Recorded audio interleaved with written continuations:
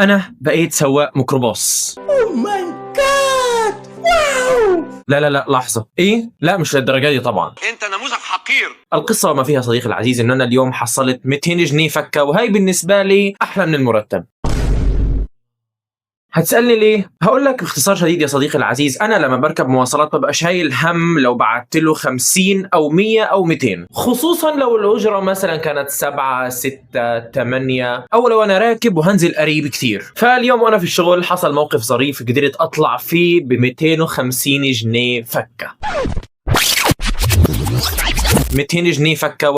لا واثقة من نفسيها، مش واخد بالك. نصهم من فئة الخمسات، يعني بص الخمسة، شوف ده مفيش خمسة يا باشا، بص كده مفيش خمسة، ده مهرية. لكن عامة مش مشكلة، والمهم انهم بيمشوا ومحدش بدق على الخمسات والعشرات الحمد لله، ولا واحدة فيهم مقطوعة، وبالعكس ايه طول طالعة من المصنع على ايدي على طول الحمد لله. فيعني انا حبيت اشارك معاكم هذه الفرحة الظريفة اللطيفة، وبما انك شايفني كده مهتم بموضوع الميكروباص والفلوس، فبخش حسابي وشوف انا مهتم في الميكروباص ليه. بس كده. Here comes the money.